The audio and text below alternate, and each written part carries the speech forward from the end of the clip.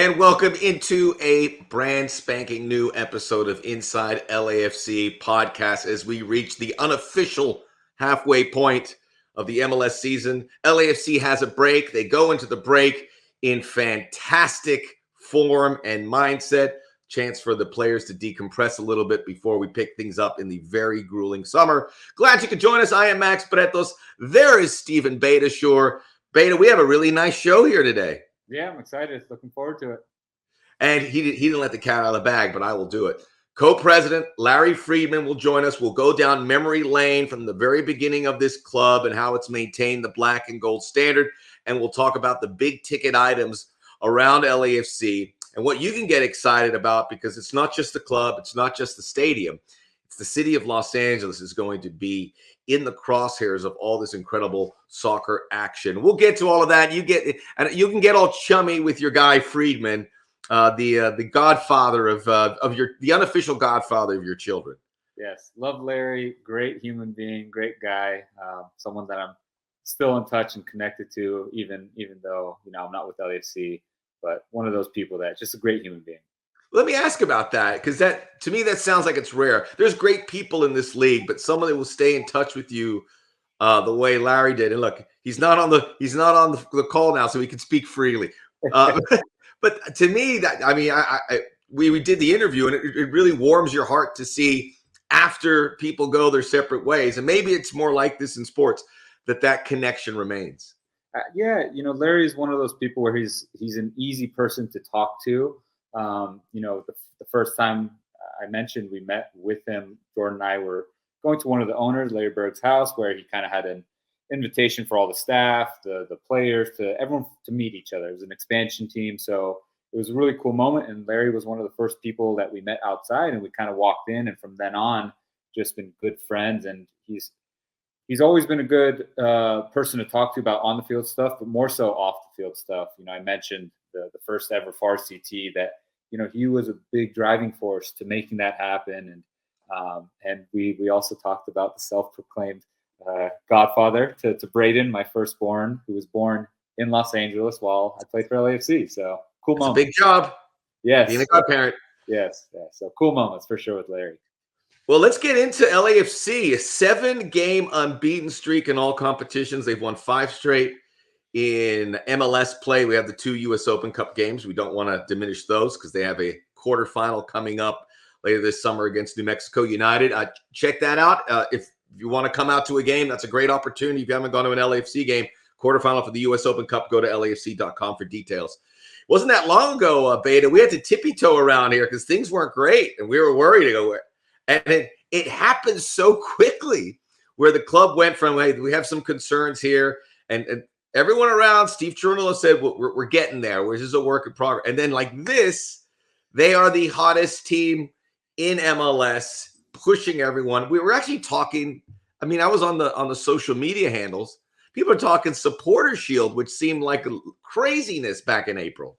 Yeah, and that's how MLS works. So you go on these little streaks, and all of a sudden you go from mid-table to top of the table, or not even in the playoff picture, to now you're talking about hosting a home playoff match. So anytime you can go on usually we would say 3-game win streak, but LAFC's 5-game league, 7 games in all competitions. It's very impressive what they've done. I still think the roster is not fully developed yet, which is even crazier and scary to think about if you're an opponent. Like, man, these guys are bringing extra players in now. So this summer transfer window is going to be even better for an already good LAFC squad. And that is going to make it better. I asked Steve Cherundolo ahead of the Dallas game if this break was coming at a good time. He says it comes at a perfect time because there's a core of players: Tillman, Oliveira, Buwanga, Lloris. There's like 5 or 6 guys that have played every game. A couple more that have played almost all the others. Edward Atuesta would have if he hadn't been suspended. He wants those guys to have a break. But on the flip side, too, we saw this in the last 2 games. Some other guys have come up to kind of give this club the look of a deeper team. We saw Eddie Segura and Eric Duenas start in the Minnesota game. Maxime Chanot he's MLS Team of the Week. And he was a guy that was kind of like a throwaway. He could come in and play some minutes. But we're seeing these guys come up here, and I don't know how much they'll lean into them in the rest of the season. But I would imagine that they feel more comfortable about players that aren't that core group coming into this team. Anytime you have a chance to let that core group that is starting every single week rest and recover, not just physically, but also mentally, it's a good thing. But at the same time, those guys that came in did a fantastic job. Eddie Segura, who I played with, I think it was the second year in 2019, he came in, and he did an incredible job as a 6. He wasn't even really playing a center back. When they were attacking, he'd kind of fall in and create a 3 with the center backs. But defensively, they were really in that 4-3-3, and he did a great job in an unfamiliar position for himself.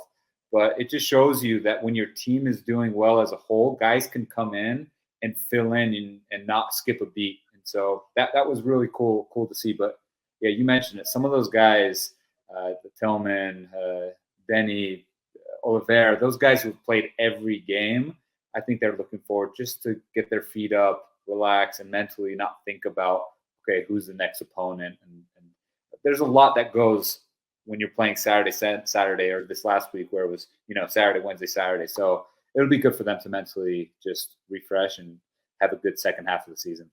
Does it, as a player, when you have a break like this, would you all want a break, especially if you've been logging a lot of miles, but 7-game unbeaten streak, is there something that says, let's keep going?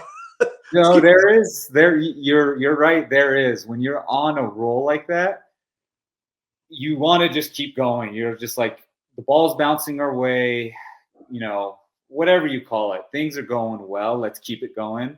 It's when you're, maybe you could tell guys are fatigued or guys are just carrying injuries, and we all play through injuries. It's a long season.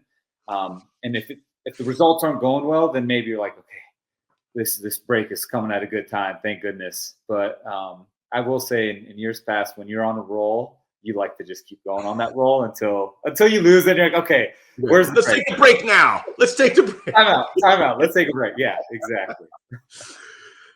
Let's talk about this defense, because this came out of nowhere, because they were leaking goals, set pieces. They don't give up chances right now.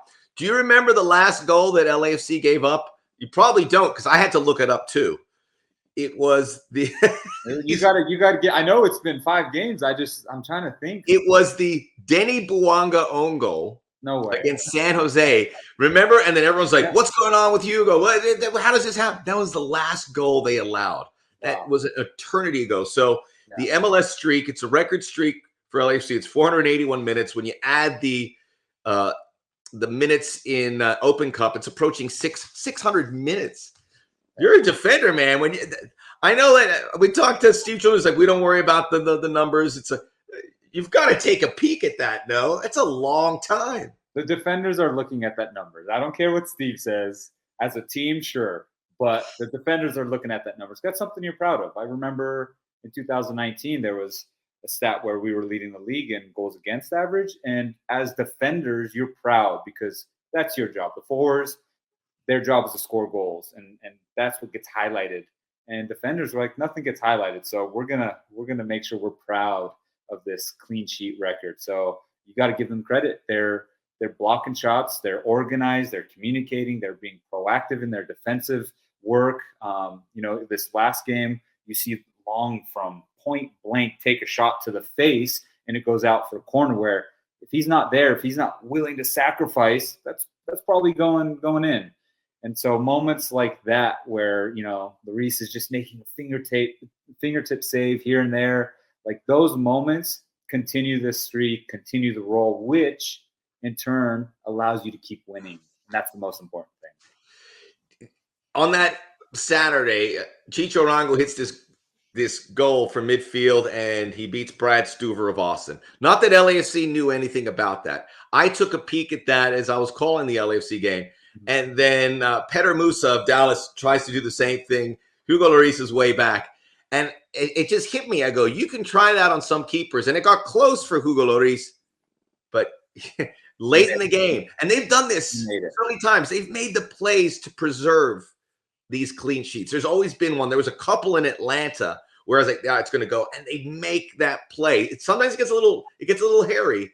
Maybe he shouldn't be in that position, but they make the plays. You definitely need a little bit of luck, but you also have to make the plays. And I think that's a great example where that's a difficult situation for goalkeeper because you can't just turn backwards and sprint at the goal. You have to track it. So your head's this way, but you're running that way. It's very difficult to do. If the fans, watching this, try it. It's very awkward. You're looking one way, but running the other way. And so it's a great save, but you need a little luck, like I mentioned, where, for example, the goal on the corner that gets called back, it just barely goes out for a goal kick, and then they finish it. And so moments like that are the reason I say when you're on this winning streak, when you're on this shutout streak, you just want to keep playing because the ball is bouncing your way.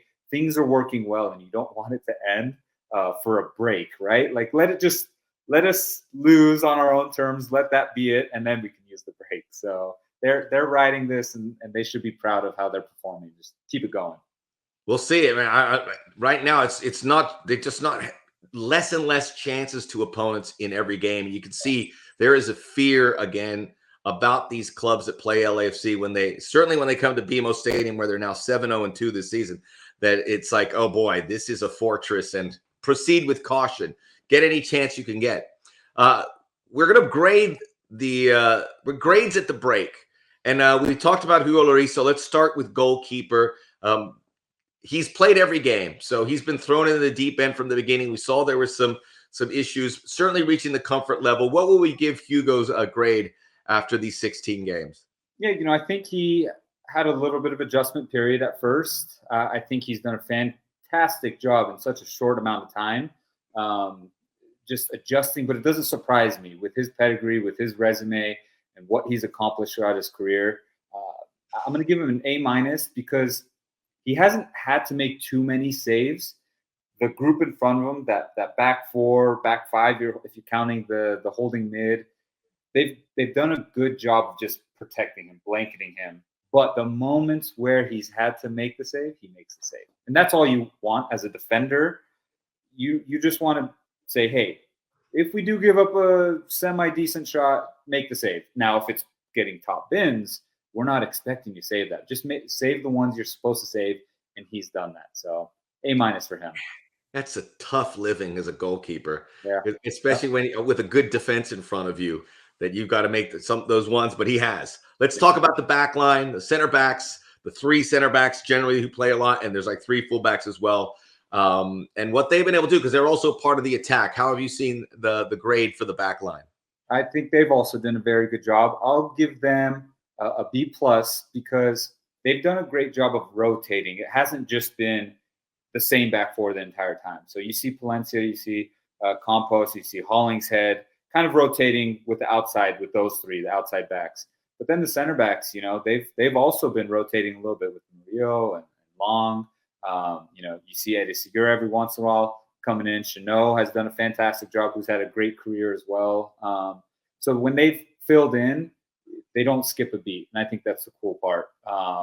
Sometimes it's difficult when you're the one person coming in and the other three are the same. And it's tough to click. But they've clicked. They've given up some chances, but that's also why you have someone like Hugo Lloris behind you to make up for those mistakes. So they've done a good job holding down the fort, but I would like to see a little bit more in the attack, a little bit better on breaking the lines, in between the lines, those passes where sometimes you see they not that they get frustrated, but they end up just hitting it long and then they turn it over. So I would like to see a little improvement on that, but other than that, it's been very good. Very fair. I wish you were my teacher, by the way, Beta, with these grades. The midfield, there was a couple alterations there, as we mentioned, but by and large, it's been Ilie, Atuesta, and Tillman. Tillman's headed to the U.S. national team. We'll see if he sticks for the Copa America. How have we viewed what this midfield's been able to do? For me, I think that trio is the best in the league. I think they've all performed so well. Edward just has a calmness about him. I think Ilie Sanchez is just that presence of I've been there, I've done that. He's obviously a little bit older with experience. And then Tillman, I don't know if everyone expected this type of performance at this high of a level when they got him. Whether he was kind of just thrown into it because of numbers or because of the Callum Costa departure. But I really enjoy watching Tillman play. He plays with this freestyle and the effort, which you can't teach. He has the effort, which I love about him. You're going to get that with Atuesta. You're going to get that with Sanchez. Then you get it from him as well. I didn't know him before. And so I love what I'm seeing. I'm going to give those guys an A. Hey, Yeah. best midfield. Look, the Timothy Tillman, I agree with you, man. This is one of the best stories in the league. We cover it thoroughly to see how he's adapted, and it's awesome. The attack, and there has been some alterations there too. We've seen Kai Kamara come in and do some nice work, Lewis Mueller. But again, it has been mostly Buanga, Oliveira, and Matty Bogusz, who, by the way, still leads the Major League Soccer in free kick goals. He has 2, which is one more than anyone. It's not a huge total, but it's more than Messi. It's more than Almada. It's more than Lucho Acosta. What do we grade the attack? For me, those guys have done a good job, but I think they can also get even better, which is the scary part. So I'll give them a B+. It's not for lack of goals. It's not for lack of chances. I just think they could be a little bit more clinical on their opportunities. We talked about this in weeks prior where Buanga's had those chances, and for whatever reason, it wasn't going in. And now you're seeing them going, whether it is in the dying moments or whether it is a penalty. As long as you're seeing that ball go in as a defender, as a midfielder, that's all you want to see. Just finish your chances. And right now they're doing that. But I think the rate at which they can do it can improve a little bit. So I'm going to give those guys a B+, but they've been every single game. I feel like that front three is the same, and you have to give them credit because they work so hard defensively. And so that a lot of times goes unnoticed. So I noticed that part. I want to give them a shout out for that defensive work that they're doing. But I would like them to be a little bit more clinical on the offensive end. I'd ask about the bench, but you mentioned it earlier. It's incomplete as they're getting together. So, but it's gotten better. Yeah. More guys coming through. Yeah, exactly. So getting the band back together, Beta. They'll be back in a couple weeks when they travel to Orlando. They'll have some road games in the summertime, and Orlando's going to be a tough one. I guess you'd rather play in Orlando in June than July or August, but it's in June. You'd rather play in March if you could. But it is what it is, and they've had experience there. But getting the band back together, these following players, guys are going to have some time off. These following players have international duty. We talked about Tillman joining the U.S. camp, which is here, local. Christian Oliveira will be with Uruguay. He will be with them for the entire Copa America, and they're expected to make a deep run. Maxime Chanot with Luxembourg, a couple friendlies. He'll be back for the 15th. Denny Buanga, the same thing, playing for Gabon, and Omar Campos with the Mexico under-23s, which could have meant the Olympics, but they're not in the Olympics, but he still has a fixture. And as we said with Steve Cherundolo, momentum stopped at this game. Now you got to pick that up again here on the 15th. What would you like? What are the things we should be alerted by on how this team can do as best as they can? And again, many other clubs are in the same position. Getting these players back from international duty and finding a way to pick up where you left off. First off, anytime your players, your teammates get called into the national team, it's such a great honor. So you really have to give those guys credit and reward them and allow them to go away from the club team and represent their country like that. But it is a little bit of adjustment period, right? You're used to your team, your city, the environment. Now you're going away to something else, whether it's better or worse. It's different. The playing style, the team administrator, how they like to do things, the medical staff, all that goes into play. Now you have to come back and remember, this is LAFC. This is the LAFC standard. It's at the top, right? Everything that LAFC does. So you have to get back to what you're used to. And sometimes, you forget what you went away to and came back to. So it will be good for them. get the band back together, get everyone rolling again. But Steve nailed it on the head. It's that streak. It ended. It's done. It ended. Now we have to start again. And so hopefully everyone comes back injury free. I think that's the main thing. Anytime guys go away to international duty, you would like for all your players to just look. We have 4 or 5 days off, rest, recover physically, mentally. But I mentioned earlier, it is an honor. These guys are going to the national team, and it's something that's great. So you guys that are going, good luck. You're going to obviously stay fit. You're going to stay sharp, but just please don't get injured. Yeah. And so that's it. Yeah. And the expectation, just to repeat, from Steve Chernow and Tillman, from what I've heard, is that he expects him to make that Copa team, so he could be gone for a while, which isn't great, but great for Timothy Tillman. Again, this is a huge story for him. And I think Steve Chernow is looking forward to not starting from scratch, but so to speak, getting these teams back on board. That's what you become a coach for. And that's why Bay is going to be a great coach, because he's going to look forward to doing that as well. So you can get these guys back all locked in. One day. No Black and Gold Rewind this week. We're going to save it with Larry Freedman. We will talk about some great moments, including Beta in the past, and we'll talk about the state of LAFC. So much exciting things happening with this club here and abroad, now and in the future. Co-president Larry Freedman joins us on Inside LAFC podcast next.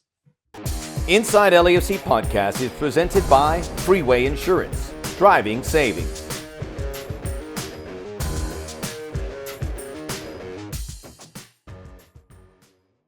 We're back here on Inside LAFC podcast, and to use a NASCAR term, and we're going to try and do this more often, we're going to go 3 wide.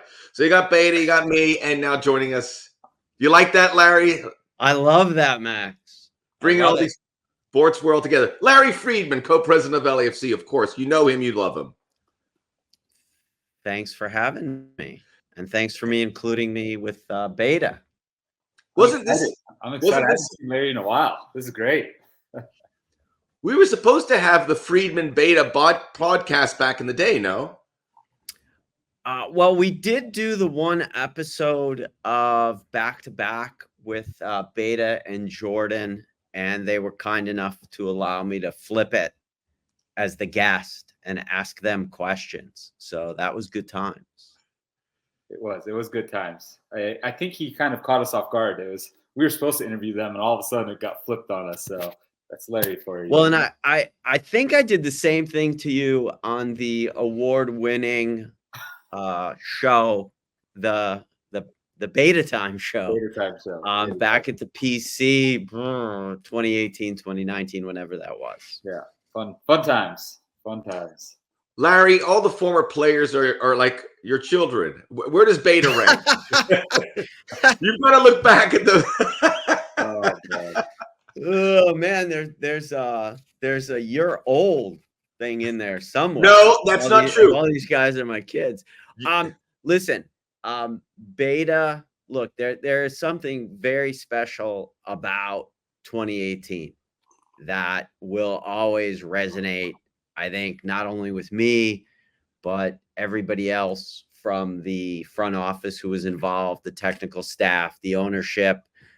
It was a really special thing to see it all come together, to see it come out of the ground and turn on the lights. And, Beta and Harvey, wrong shoulder over there. It is. Beta and Harvey, this screen is like backwards, but Beta and Harvey were a couple of the more veteran guys that I connected with out of the chute. And we developed actual friendship, not just a passing thing. And, Beta ranks, up at the tippy top. Right there. You I'm heard just it. saying. I did hear that. The tippy top, officially. Tippy top. Yeah. Well, Larry's also got a godson over here running around. So two of them. It's 2 of them now. 2 of them. Wait, let's explain that, Beta. Let's explain that. Well, the Beta kids. With my first one, Braden, I think all the LAFC fans, 3252, they know Braden because he's been on the field a couple times, scored some goals, and they cheered for him. But Larry is, the godfather, self-proclaimed, but it kind of turned into, I just decided it wasn't something that Beta or Carly actually asked me to do. I kind of volunteered.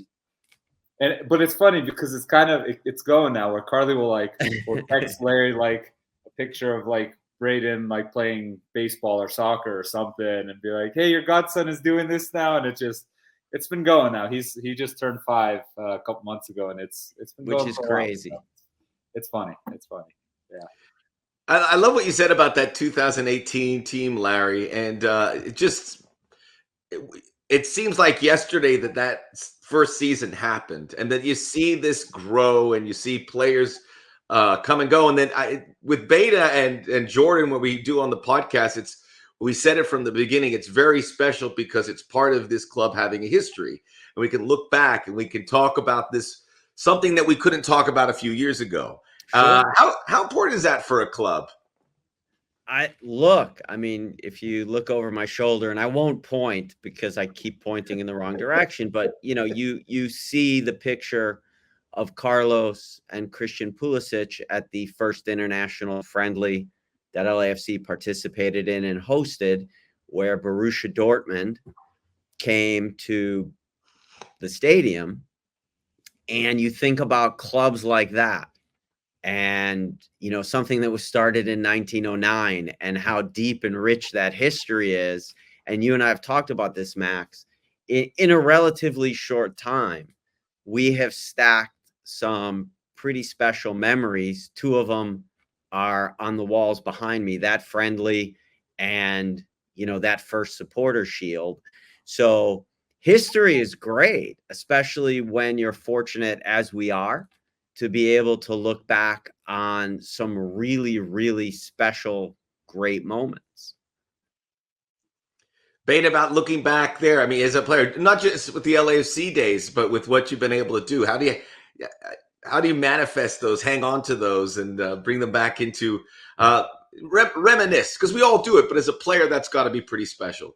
It is special. Anytime you see, obviously Larry's a good friend now, but you go back to 2018, the first time Jordan and I were together when we met him, going to Larry Berg's house for an event where, we're meeting the owners, everyone's getting together. It was a really cool event, but that friendship has just grown throughout the years. It wasn't really a working friendship. It was like an actual friendship. And it's pretty awesome to see that I still talk to Larry. I still talk to a lot of the guys at LAFC, and it just shows the type of club it is. And I'm wearing a special shirt that first ever Farsi made in MLS history, and Larry was a big reason for that. And he helped tremendously, obviously with Beta Time show. I had fond memories of it, and Larry was always by my side with most of those moments. So, and by the way, not to name drop, but if you've got them, drop them. Beta and Harvey and they arrive in one of their cars. I park in front of them, behind them. I hadn't been to Larry Berg's house at that time. He was hosting a dinner with players, coaches, ownership, and some of the front office. Beta and Harvey saved me from going to the wrong house and knocking on Magic Johnson's door. So I owe them a lot. So they're neighbors. Yes. Larry, wow. How about it? And things could have gone differently, Larry. Very differently. Security involved, getting handcuffs. Yeah, exactly. It definitely changed for the better. Do you remember when Beta arrived? I mean, this was part of the first team build. Bob Bradley obviously probably identified him. I imagine he said, "Larry, we got to have Beitashour." I definitely remember when Beta arrived. It was partially, the training had already started, so Beta wasn't there day one. But I just remember it might have been the first exhibition game that maybe didn't really happen because, the first team was playing against the UCLA varsity. And, it's like 90 seconds into this exhibition, and Beta, to use a hockey term, because we're in the Stanley Cup Finals now, like Beta's ready to drop the gloves with some kid from UCLA. Like the game had barely started, and I was like, there's something about this guy, I like his moxie. I think he might have gone after Carlos or Diego, so I had to protect our assets. You know, I knew As an I knew what I was enforcer, doing. you need to do. That's what a hockey player would do. That's Yeah. amazing. For sure. No, and I Yeah. remember talking to Beta about this sometime in the past where his reaction was, yeah, that guy, like, it's an exhibition, and this guy was going a little hard for an exhibition. I had to set him straight. Yeah. I don't care if they hit me. I'm okay with that. But when they hit my teammates, I get a little frustrated. I got to protect my friends, you know? I would say that every club needs a beta on their team for that very reason. And we've seen it in every time you wish there was someone there to protect the stars, not just in hockey, but in soccer. 2019, when this was obviously the record year. I'll start with you, Beta, and the memories, we've gone through it on this show, but looking back at that year, the things that kind of stood out about why it was so special. Obviously, we'd like to have all had it ended differently, but going through that process, breaking the records, a season that still holds up very, very strongly in the history of LAFC and in soccer in this country. Yeah, I wish in MLS a league championship held more weight. I just think it's so much more difficult to do for 34 games. You know, you have to be the most consistent. You have to be healthy. You have to perform every single week. Where it's a weird argument to make, but you can get lucky and win an MLS Cup championship. Whether just at the end, you know your guys just happen to be healthy and you got your full lineup for 4 or 5 games, or you just go on a stretch where you didn't lose. You just kept tying, you won in penalties. And so to be the best team for 34 weeks, it's tough. You know, you can't get lucky and win a supporter shield. You can't win the league by being lucky. You really have to be the best. And the way and the manner we did it, I still think that 2019 team was one of the best in MLS history, because you talk about records that were being not just beaten, but destroyed, just smashed. You know, the goal scored, the biggest goal differential, you know, the amount of players that scored, Carlos having that 1 goal a game average record, finishing off with 34 goals. There were some special moments. And then on a side note for me, having, you know, the t-shirt being made, you know, I was doing beta time. I had the first ever, I brought it out, the Assyrian scarf, like so many cool moments on and off the field for me. I'll never forget those moments. And I mentioned earlier, Larry was, you know, behind or on the side of a lot of those special moments. So that's why I love it. Anytime I get to see it and talk to Larry, I get excited. I'm happy. What other club will have an Assyrian scarf? I love LAFC. That gets fast tracked. We're doing this. Yeah. Brilliant stuff. Larry, should we put more? Do you think the league should, or maybe it's pie in the sky one day, say, hey, the supporter shield, it is big, but we should make it even bigger. I know there's been some conversations in the media circles about, hey, should it be MLS Cup is A1 and supporter shield is A2, something like that? I wish I had the answer, but I do know this, that while there were any number of detractors when we celebrated and honored that first shield the way we did, the majority of the feedback was, you know, this is how it should be for the reasons that Beta, you know, listed off. And I think some of the other clubs in MLS have followed suit and have taken the shield. Not that people don't take it seriously, but having celebrated it with more effort than had been done in the past. Because, you know, Beta's right. 34 weeks, it's a long season. And, you know, everybody dips a little bit, but on balance, you need to be consistent.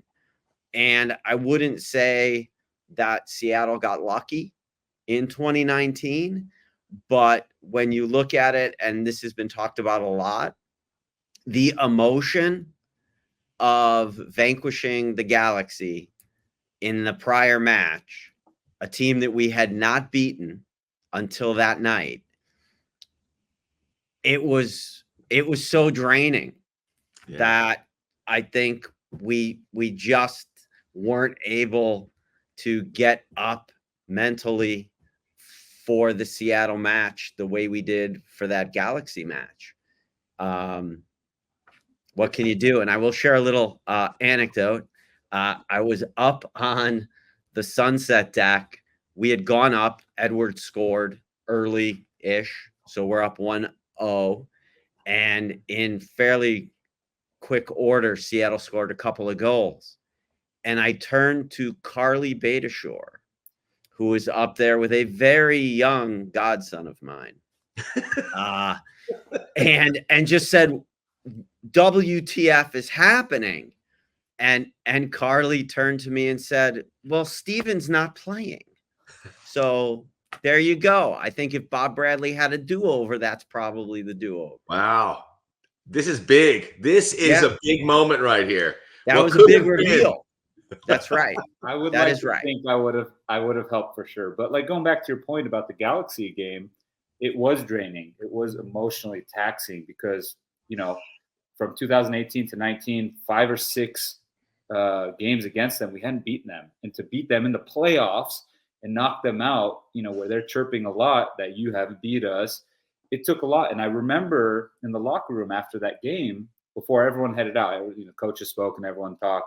Everyone showered, changed up, and I was like, guys, don't go celebrating. Don't go out. Don't go partying. Don't go to nightclubs. Don't do anything. Go rest, recover. It's a quick turnaround for Seattle.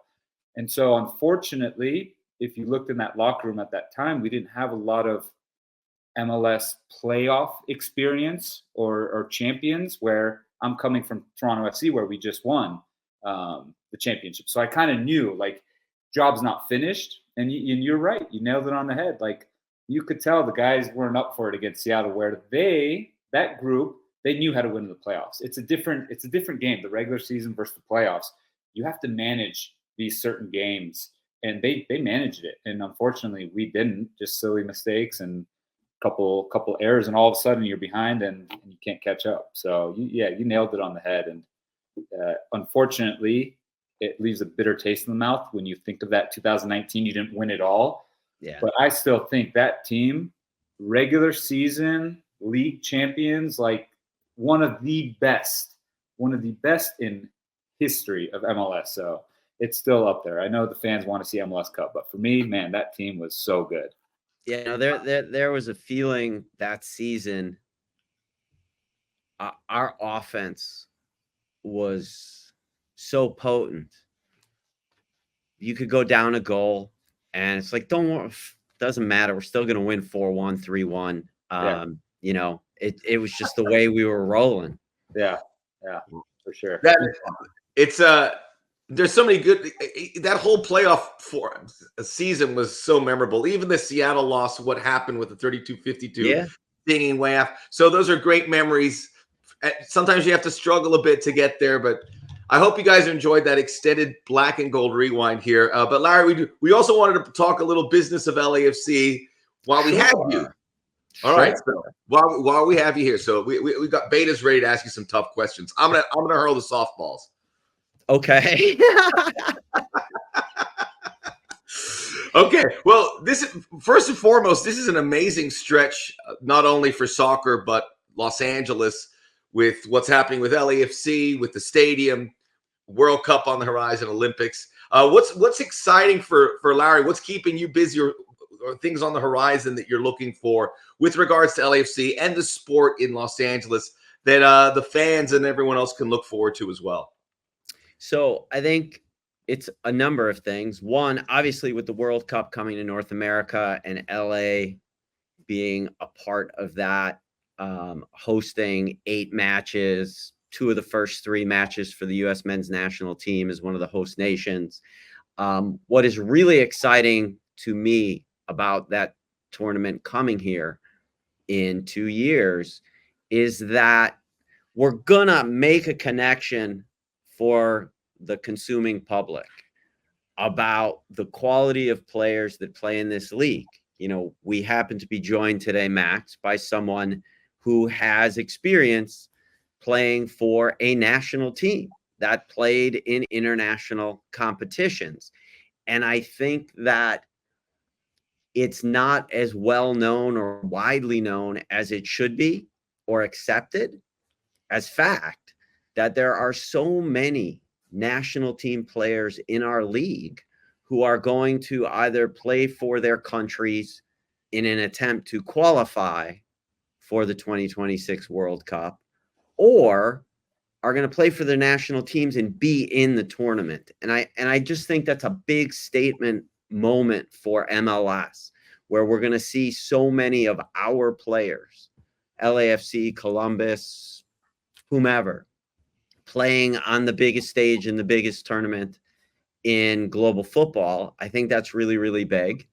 And then for LAFC specifically, I think what is happening with our club in or connected with our joint venture with FC Bayern Munich is really exciting. Our club in Wacker, in Innsbruck, won the league and achieved promotion to the next division, on its way, hopefully, to first division over the next several years. Our club in Zurich, Grasshopper, Max, as I think you watched, took it down to the absolute last play of a home and home, 2-leg relegation playoff, and staved off relegation and will remain in the first division, the Swiss Super League. So we're really excited about now. We're going to have a chance fully in the transfer window to reshape that roster and really with a view to compete in that league and to finish hopefully in the upper six next time around and qualify for one of the European-wide competitions. Exciting things with Racing in Uruguay and their recent run in significant competition down there, development academy, residential academy in Gambia. So I think, as you and I have talked about, we're going to start to see, we've heard about it as it's coming to life, but now we're going to start to see, right? Is there someone from the roster at LAFC2 going to Innsbruck to play for FC Wacker? Are there younger up-and-coming players in the Bayern Munich development system that are going to Zurich? Are they coming to MLS? We're going to start to see pieces moving around on the chessboard, and it's really going to make a significant impact.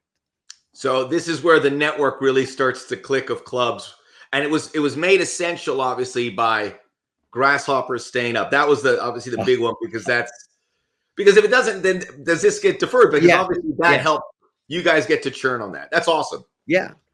No, let's go back in the Wayback Machine, and you've got a young Beta, playing in MLS and doing what Beta did, right? You look at Beta's track record.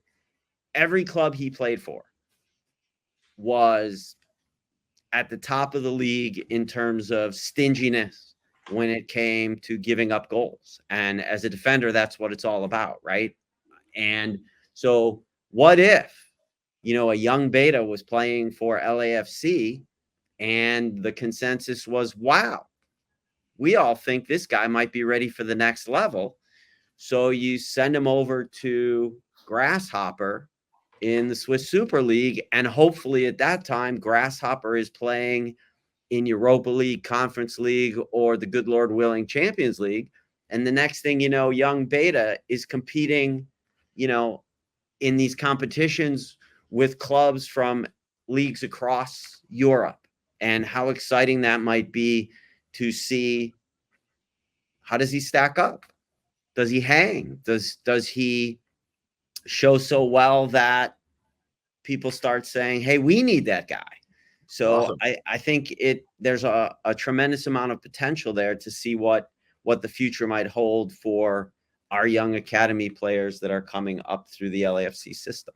Yeah, it's really great also because I think on a player standpoint, that's every kid's dream, right? To play at the highest stage, play World Cup, play in Champions League, play in Europe. And it's a great thing that you have this avenue now. And a lot of the eyes are on the field, but what I wanted to ask you is off the field stuff, where sure. Forbes just recently wrote an article, And LAFC was the 15th most valuable club in the world and number 1 in MLS. So Yeah. you do a lot of behind the scenes work. So what do you think has helped spark that valuation?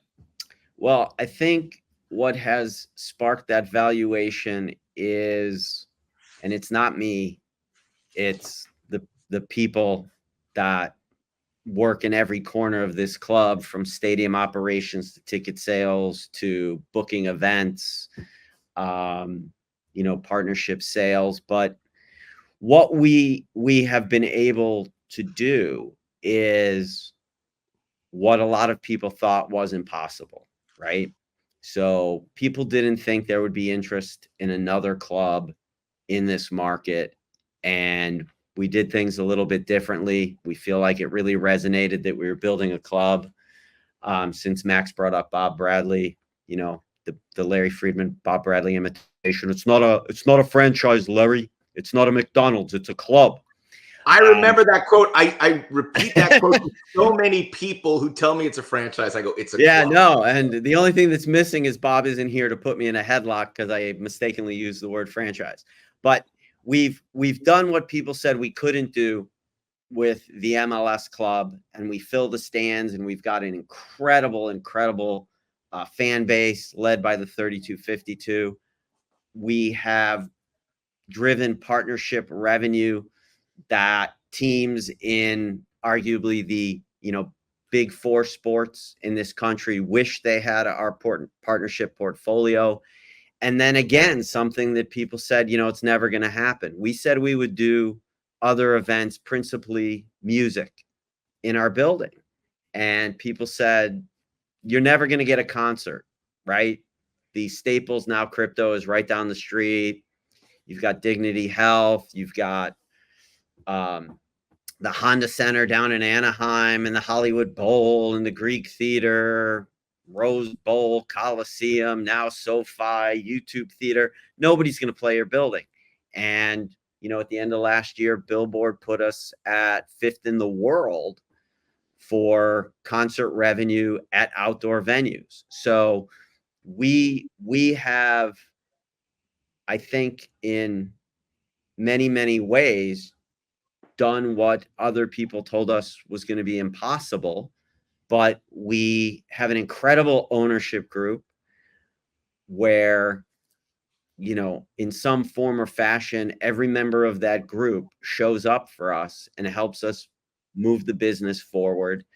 And at the same time, we've been very, very fortunate in who we have had in the front office working with us, whether they were only here for a little bit of time, did great work, moved on to do something else that's great, or some of the folks that we like to refer to as golden unicorns, who have been here at least since we opened the doors in 2018, and day in, day out have continued to help us move things forward. So, it doesn't suck when Forbes puts us where they put us, because it's nice to get that kind of recognition, especially, within the context of where we stand in MLS. And also a big boxing fight coming. And, Ooh, yeah. And listen, I've been to a lot of concerts there, Larry, and I'm saying yes, you have, Max Bretos. Yes, you have. You have not. It is at the top, and I've seen concerts all over Los Angeles, and I'll put the experience at BMO Stadium right at the top. It is awesome, and the shows that the artists put on. What's really special there is that we get where we get because not only are you and others as the concert goers having the great experience, but whether it's your guys in Iron Maiden, or it's Marcus Mumford and Mumford & Sons, or it's the first K-pop act that we had twice, they're having that experience. And, they tell their friends. And the promoters that brought the act want to bring other acts. And so it's been pretty gratifying to see how not only were we able to bring some shows, but those shows beget other shows. And, we've had a little bit of everything, some dance music. We're getting some country this summer. We had a a bunch of great Latin acts last summer. We've got more this year. You know, some of the straight down the middle rock and roll, Adam Lambert and Queen, Santana, Guns N' Roses. So yeah, that's been a great part of this, Max. Well, something else that's coming up, Larry. I don't know if you have big plans for 4th of July, but we all remember last year. Last year, Yes. 4th of July, LAFC Galaxy, big rivalry match, obviously, but in front of 80,000 fans at the Rose Bowl. I've played in some big stadiums, but 80,000, that would have been the top. That was amazing, first off, to watch. But how have you seen the rivalry develop with the Galaxy? I was there for the first 2 years, but ever since. Yeah. Well, you lived it. If we could bottle it and sell it, we would, because with a couple of exceptions, maybe in the pandemic, coming out of the pandemic, every match between the two clubs, even when you think it's over, it's not over, right? And the intensity is palpable. You feel it when you walk into the building. And we've done some incredibly special things in tandem with the Galaxy. We did the Leagues Cup showcase at SoFi Stadium, where they played Chivas Guadalajara in the first leg of a doubleheader, and then we played Club America in the second leg. And we had more people in SoFi Stadium than they had there a few months earlier for the Super Bowl. So that was incredible. And then the head-to-head at the Rose Bowl, which, shout out to Chris Klein and Tom Braun and the folks down at the Galaxy. It was something that it was their brainchild and their goal to, hey, let's come together and let's break the record for, an MLS regular season match from an attendance perspective. And, we were supposed to start last season and kick off, light this rocket for Apple TV and season pass, and some bad weather got in our way, but it shifted to the 4th of July, and unfortunately we did not win the game. And if I'm not mistaken, that might've been one where a tying goal got called back. I don't know, Max, you'd remember. But it was a really great night because, I always have in my mind a commercial that the NHL did for a winter classic at the Big House in Ann Arbor at the University of Michigan, where it was going to be the Detroit Red Wings and the Toronto Maple Leafs. And they did a CGI commercial that showed the Big House filled, and half of it was blue and half of it was red. And I always thought, man, wouldn't that be something if we played in a venue like the Rose Bowl and the crowd looked the way the crowd looked in that CGI Winter Classic commercial. And sure enough, it did. And it was wild. Again, didn't come out the right way, but it was a really, really special night. And I am hoping that, we do a little rinse and repeat with a different end result this time around. MLS's own Winter Classic. I think you've coined something here, Larry. There you go. Except it's in the summer, but there's same. But look, we're looking forward to that 4th of July. We're looking forward to a lot. We're going to have to bring you back, Larry, because I think we've barely scratched the surface on all the amazing things that LAFC has done. You did ask me in preparation, not that we actually prepare for this stuff. This is all, we all do. Ad lib. We all do. The number one Beta LAFC moment. Number one, we go to San Jose in 2019. Beta is a San Jose kid. It is the only time, as I understand it, from Beta, where he tells his dad, I'm going to score for you. And somewhere early in the first half, we're in a suite down by field side behind the dasher boards, the video boards, and Beta comes running over to take a throw in. We do a little fist bump. I give him the good luck. And what happens? He goes down and he scores that goal for his dad. It was a special moment. And by the way, that was I think the only time we went up there and, like really owned them, because we've had some trouble playing up there. But that was a really special moment. Never forget it. Never. That's brilliant. I'm glad because I think we skipped that at the beginning. That's my fault, but I'm glad you're able to share that because Beta's and he's beloved in San Jose. They had a nice little post. I saw that all-time 50. I They can't put him at believe- 33, which is kind of BS. He should have been higher. I agree. Tied in with the number. I get what they did.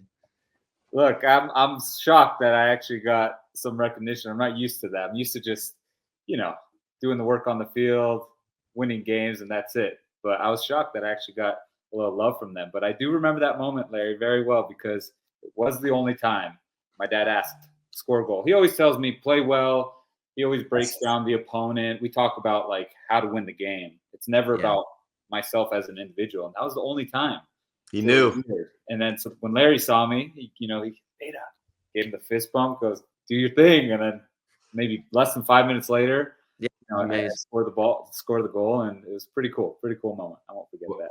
Well, I hope we can do this again. This was brilliant. And you guys, I cannot think highly enough of both of you guys. This was an awesome few minutes, and we'll enjoy this summertime. LAFC surging. Got the U.S. Open Cup.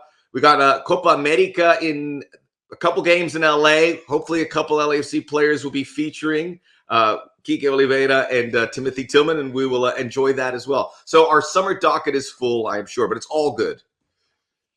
For sure. Again, thank you for having me. And anytime you two want to bring me back, you know where to find me. Larry Freedman, co-president of LAFC, joining us here on Inside LAFC. Of course, Stephen Beitashour as well. That's going to do it for this week. We will be back again next week to get you ready for the unofficial second half of the MLS season and look ahead at so much more and everything black and gold. Until then, so long.